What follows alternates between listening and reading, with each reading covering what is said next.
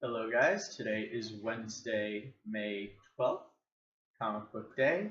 As you can tell from the title, in this video I'll be reviewing the Marvel comics that came out today. If you're interested in my opinion of the DC Convergence comics or any other comics that came out today, those will be in following videos.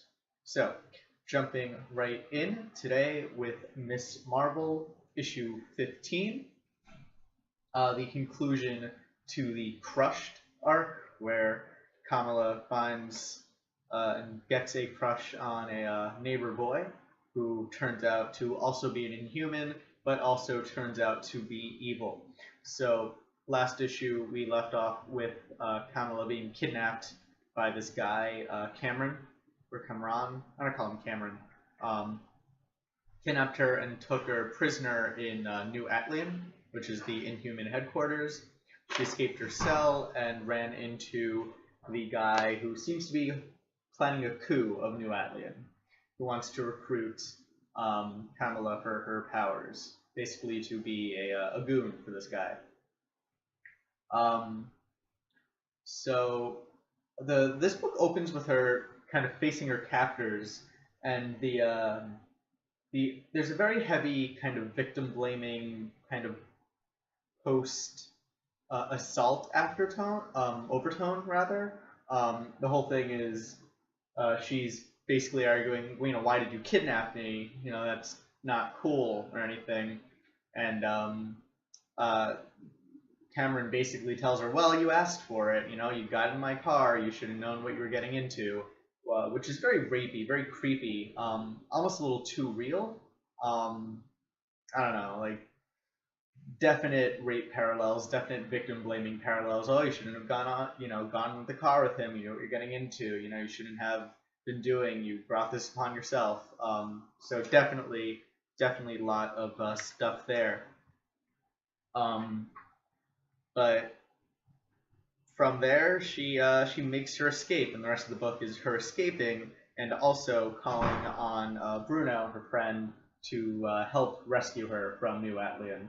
So there's a parallel story between Bruno rushing to New Atlian to try and help Kamala, and Kamala escaping on her own. Let me find a good panel for that. Yeah, and her escaping on her own. It's actually really well done. You have a story that,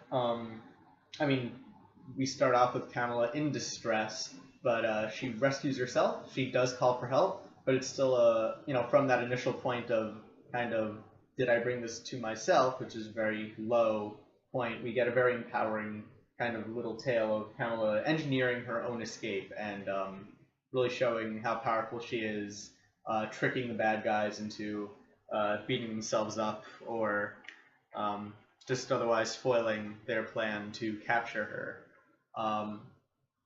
We get a couple nice callbacks to earlier in the arc, particularly the training exercise that Kamala did in New Atlian in the beginning of the first issue of this arc. I think that was 2 issues ago now. We also get a lot of little humorous bits. We have Bruno trying to get directions to New Atlian by asking a Siri analog called Sherry, who calls him Bruno. I don't know. I found that kind of humorous. And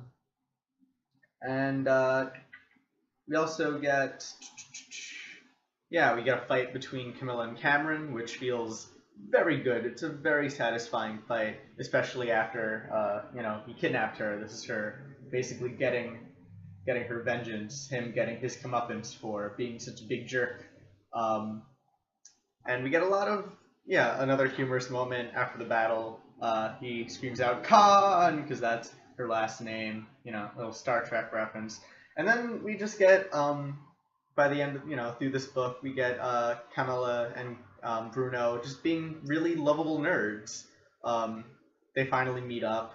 They make a Star Wars reference into the garbage suit. Not the last Star Wars reference we'll see in today's comic books. But yeah, the two are just lovable nerds. and they really work well together. You can tell why they're best friends. They're likable on their own. They're likable together. They're just likable characters, and they really work well together in this book. Art, as usual, is very good, very expressive, good at doing facial animations. There's still definitely anime inspiration, so this scene over here. But it really does endear the characters, and I think you still have it's not completely anime. It has an anime influence, obviously, just by the way it moves, so to speak. Um, but I think the most winning, the best part of this book, really, the book's art really are the very facial expressions that all these characters have. That is just really good at expressing expressions, at expressing feeling and emotion and all that. So very, very good stuff. Miss Marvel is a very good book, and I recommend it. Next up, we have Silk, issue number 4. Yep, 4, I got that correct. As you can tell from the cover, this is Silk's date with Johnny Storm, the Human Torch, is the main kind of plot of this book. I'm pretty sure we get a new artist on the book in this issue because everything looks slightly different. Some things look kind of weird. For one, Spider-Man is in this book. Let me find the picture, or the page rather, and he just looks kind of, I don't know, he looks off-model a bit. Peter Parker. Also, Peter and Johnny kind of have a bit of same face going on, but I mean the shins are kind of different a little bit, and of course the hair color, but yeah, I'm getting a bit of same face with the boys in this book. Otherwise, I do like the art. It's more understated. It's not as saturated as it is, but as it used to be rather. But things look a bit more human, I guess, than our outlines, larger characters, not as cartoony as the previous Silk books. I mean, I like the cartooniness of them, but I can get used to this style too. A lot more subdued.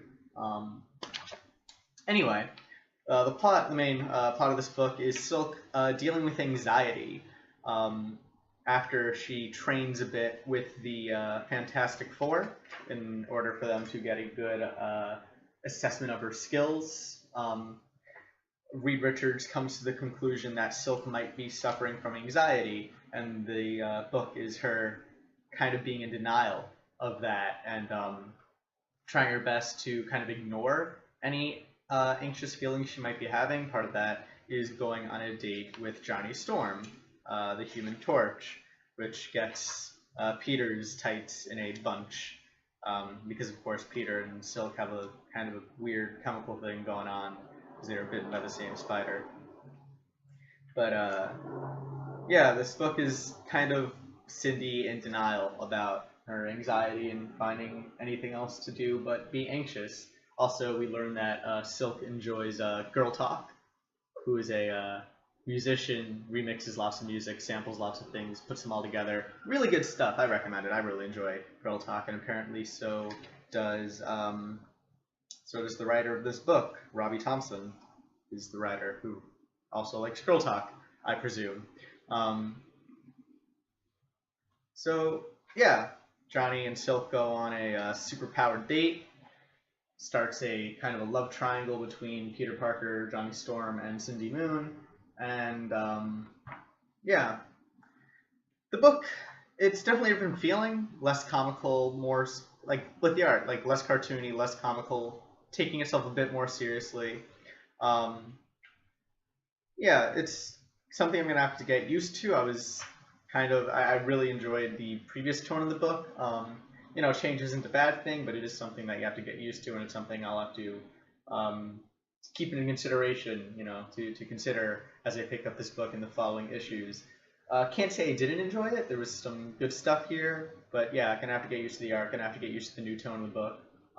But I am enjoying how they're growing this, how they're not really sticking with one thing. That is a good thing, that they're not sticking with one thing with Silk, but they're letting her grow as a character in all these different directions and experience all these different things, including love, which maybe a cliche, but it's an important part of the human experience. So why not have it in this book? Next up is Captain Marvel, issue 15, last issue of this run. Not that Kelly Sue DeConnick is leaving the book or anything, but during Secret Wars, this book is being replaced by Carol Corps, which of course is the name of the fandom, so that's kind of cool. But this is the last issue of the Captain Marvel book as it is right now, and it's something. It's a bit of a punch in the gut, just to lay it out there. We start with the second of today's Star Wars references in Marvel books. Direct reference to the new trailer for The Force Awakens, Chewie, We're Home, which of course got a lot of people crying at the trailer. And that's a really good, kind of sets the bench for, sets the tone for this entire book. Which, it's sad but happy, sad. And this book deals with with Captain Marvel returning home to Manhattan, only to discover that a close friend of hers recently passed away from cancer, her friend Tracy. And I'm not sure if Tracy is a character that was established before this book, and before this issue even. I don't remember her being brought up anywhere else. There's a strong hint at the end of the book that Tracy might have been invented for this book. That's kind of what I'm suspecting.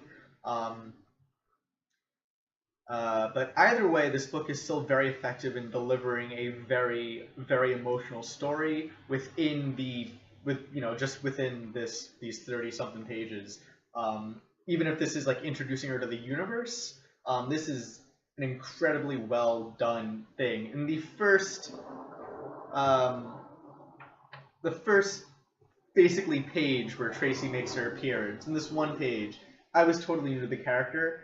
By the end of this page, I got a really good indication of her character, her personality, why she was so important to Carol, how she rubbed off on Carol, all of that within a single page.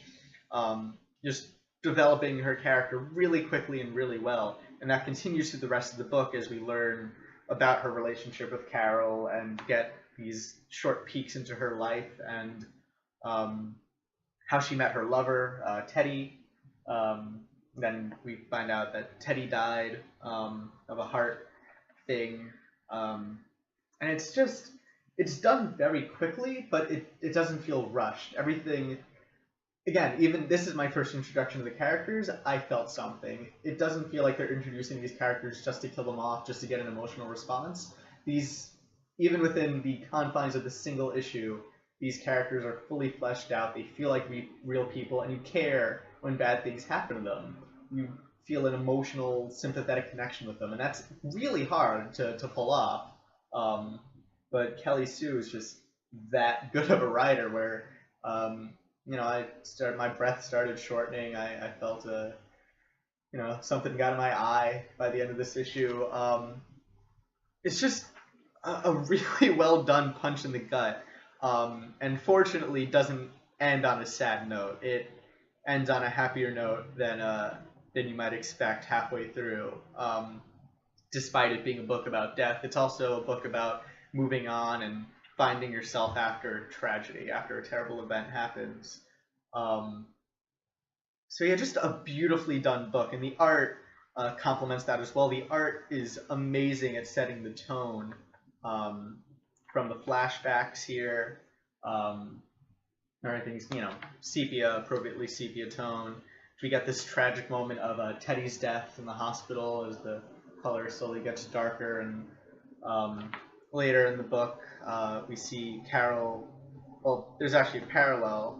So we have Carol helping Tracy scatter Teddy's ashes at the beach, and then we have a parallel moment with Captain Marvel doing Teddy's ashes, doing Tracy's ashes, and you can just tell this is a turning point in the book's mood, and you can tell just from the coloring, just from the art, that that everything's different. Expressions too, the way the characters move, you can easily tell how you're supposed to be feeling, and the art meets the tone of the book, meets the mood of the book so well. It really is just like a perfectly delivered emotional roller coaster. This book, from the happiness of Carol's return to the sadness of learning about somebody's death to the moving on, the catharsis, I guess, of having of not getting over the death, but moving past the tragedy of it. It's just a beautifully well done single issue. If you've never read a Captain Marvel book, just pick this one up if you're in for an emotional ride. It's amazing with it, what is done in this single issue. It's amazing everything that happened. Legitimately like tugs at the heartstrings. Just an awesome book. Just I really, probably my favorite book I read so far this week. Again, I just read the Marvel stuff so far, but just an amazing accomplishment. Just so good. Yeah, just wow. I'm in awe of how good that was. And now 2 books left. Unfortunately, we're not ending with that. Not that the books get worse, but oof, what a thing to end on. We have Howard the Duck, issue 3. Total change of pace, total change, moving from that sad, moving on, death experience to Howard the Duck, which is a bold-faced comedic book. We start with Howard being mugged by Aunt May. Of course, things aren't as they appear. It turns out there's been a crime spree of the elderly committing petty theft all throughout the city, and now Howard the Duck has to get to the bottom of it all.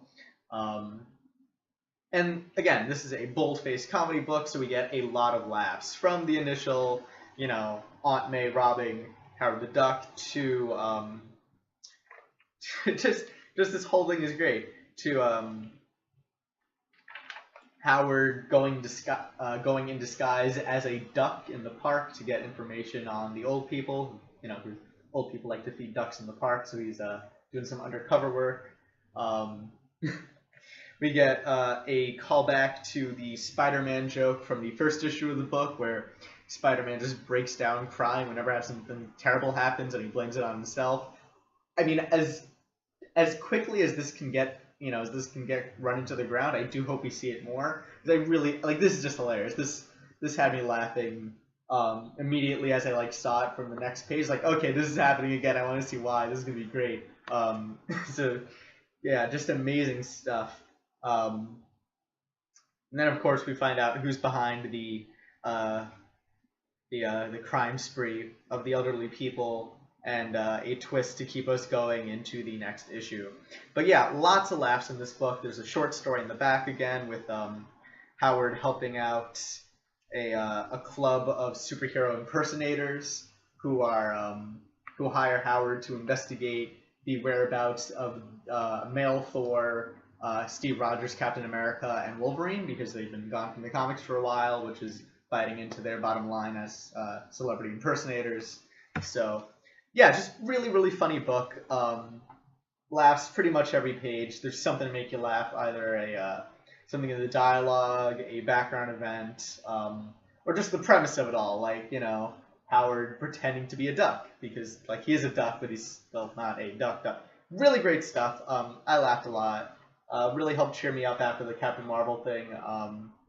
Set a good jovial tone, hopefully for the rest of the day. Yeah, I'm really enjoying this book.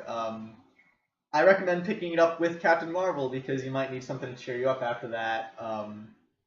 So yeah, just really fun stuff, really funny. Posted a lot of panels to Facebook because I wanted to share them. Just good stuff, good stuff. And the last Marvel book I picked up this week is Secret Wars #2, and this is a huge book. I don't mean just it's thicker. I mean there's a lot going on in this book. So in the last issue of Secret Wars, we ended with the end of the Marvel Universe, both the 616 mainline Marvel Universe and the Ultimate Universe. They converged. Big big fade to black, basically, and then a fade to white, but basically everything destroyed, world we know gone. And instead of dealing with the immediate aftermath of such an event, issue 2 takes us a bit forward into the future, where we are doing a whole lot of world building, discovering the world left in the wake of the death of the 2 Marvel universes. And so yeah, there's a lot of world building going on in this book, and it's done very deftly. It never feels like straight up exposition. We learn everything in a very natural pace. So I'm going to start going over what we learn in this book about Battle World, which is the new kind of setting for the whole Secret Wars event. This is a world that was created, at least as far as we know, by Doctor Doom, who has proclaimed himself the Lord God of this new world, the God Emperor Doom of this new world. He rules from his throne in Castle Doom.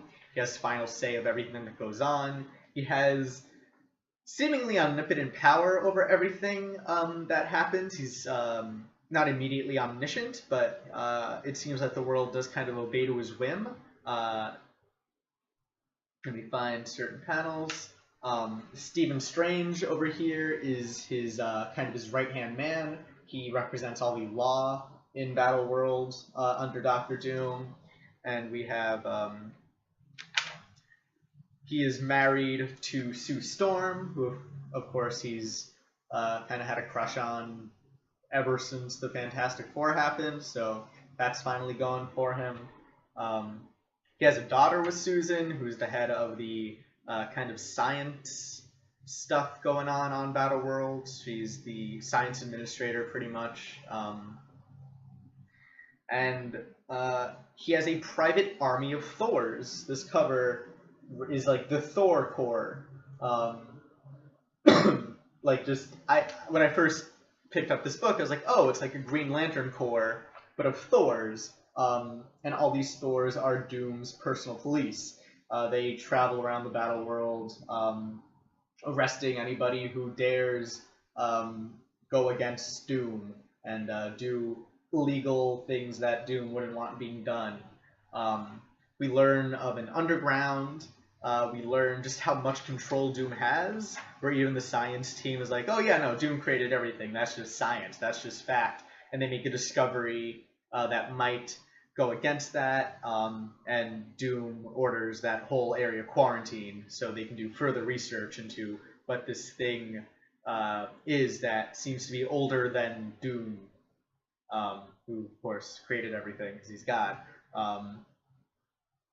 There's so much natural world building here. We get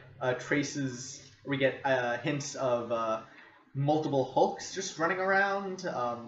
There's an earthquake that they blame on a Hulk escaping. Let me try and find the panel. Yeah, over here. The earthquake is a cover for another escaped Hulk in order to pacify anybody who might be afraid of a Hulk on the loose. What else we got? Let me see my notes.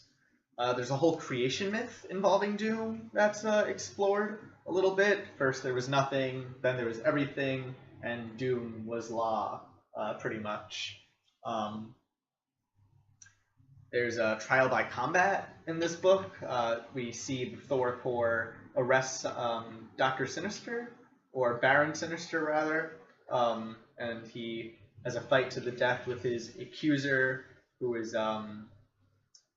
James Braddock or Benjamin Braddock, from the Britain Corps. I think they're called Britain Corps. I forget. He was in Spider-Verse a bit, but they have a kind of a trial by combat to prove either or's innocence or guilt.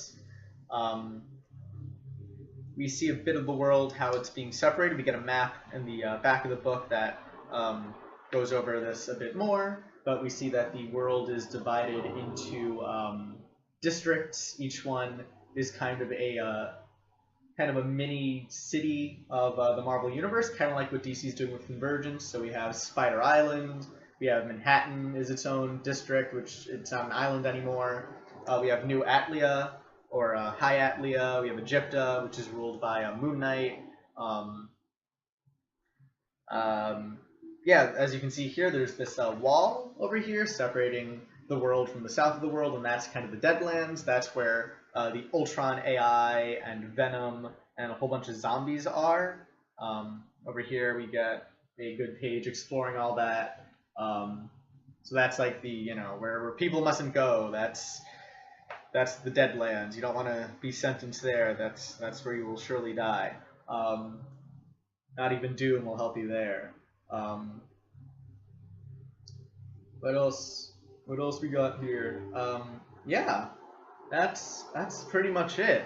Just a big story following a new recruit to the Thor Corps as he explores the world for the first time, arresting people and upholding the law of doom. And it's really good stuff. Like I said, the world building, as much of it as they do, and they do a whole lot of world building, it all feels very natural. It never feels like an exposition dump. Like you're just jumping right in, and this does feel like a fully developed world, with stuff like the Hulk, with stuff like the science team excavating stuff, with the Thor Corps, with all these districts being kind of autonomous, but still under single, you know, still having to follow Doom's law. It makes total sense that Doom is the Emperor because that's Doom's whole MO is world domination, and he finally seems not only to have dominated the world, but takes credit for inventing this entire universe.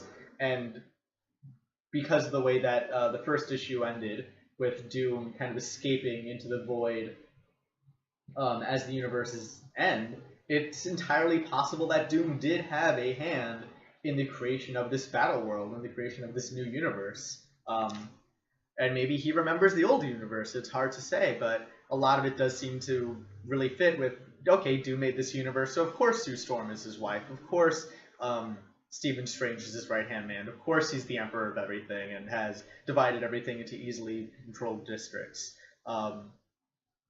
So it's a completely new world, and it already makes sense. We have to be introduced to it, but we don't have to be taught it. Everything is already in a language we understand in terms of Marvel Comics. It's very well done. Again, a very hard feat to do, to just drop us in the middle of the world and, you know, where we have expectations, we know what the Marvel Universe is supposed to be like, and say, no, things are totally different now. But it doesn't not make sense. Everything still makes total sense, even though everything is different. So yeah, a very, very good book. And I have to make a comparison to, at least another comparison to DC's Convergence, because this is just so much better than the Convergence event. In this single issue, we get all the world building that we didn't get in Convergence. We get stakes. We get really good character motivations. Everything feels like in the Convergence event, all these cities feel removed from each other, even though they're fighting. Everything is still very kind of capsulated off. We don't get enough interaction, I feel. Everything has to be reintroduced. With this, we can just jump right in. Everything's already fully formed, and everything makes sense. We don't have to be reintroduced to anything. We don't have to really be taught how anything works. They just have to say, this is how things work. And like, oh, that makes sense. That's completely reasonable.